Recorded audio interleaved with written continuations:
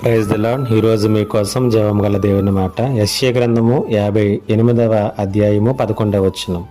యెహోవా నిన్ను నిత్యము నడిపించును, క్షామకాలమున ఆయన నిన్ను తృప్తిపరిచి నీ ఎముకలను బలపరచును. నీవు నీరు కట్టిన తోటవలను ఎప్పుడు ఉబుకుచునుండు నీటి ఓటవలను ఉండెదవు. దేవుడు మనల్ని జీవించమన్నటువంటి విధానంలో మనం జీవించినప్పుడు, మనల్ని ప్రార్థించమన్నటువంటి విధానంలో మనం ప్రార్థించినప్పుడు, మన యొక్క భక్తి జీవితాన్ని ఆయన ఎలా చూడాలనుకున్నాడో ఆ రీతిగా మన భక్తిని ఆయనకు కనపరిచినప్పుడు, ఆయన మనకిచ్చేటటువంటి గొప్ప ఆశీర్వాదములలో కొన్ని ఆశీర్వాదాలను ఈ 11వ వచనంలో మనం చూస్తున్నాం.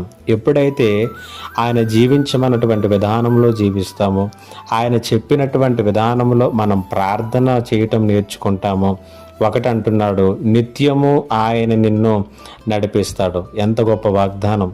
ఎల్లప్పుడూ దేవుని యొక్క నడిపింపు ఆ కుటుంబాలకు, ఆ జీవితాలకు ఉంటుంది.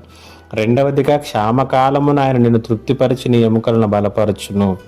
కరువు అనేటువంటిది నీ జీవితంలో సంభవిస్తున్నప్పుడు కానీ, ఇబ్బందికరమైనటువంటి పరిస్థితులు వస్తున్నప్పుడు కానీ, ఆ కాలంలో ఆయన నీకు తృప్తినిస్తానంటున్నాడు.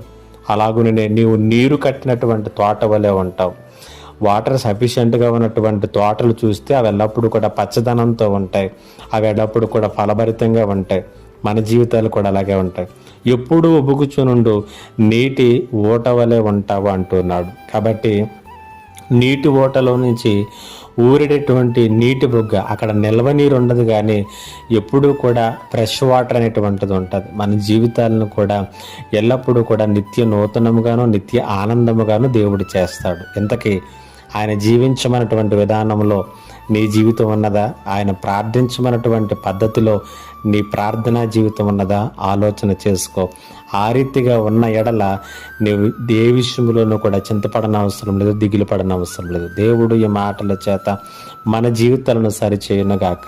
ఆమేన్. ప్రార్థన. మా దేవా, నీకు వందనాలు. మీరు చెప్పినటువంటి విధానంలో మా జీవితాలను కట్టుకుని, మీరిచ్చే ఆశీర్వాదాలతో అలంకరించుకుని కృప దయచేయమని యేసు నామములో అడిగి వేడుకొనిచున్నాను పరమ తండ్రి.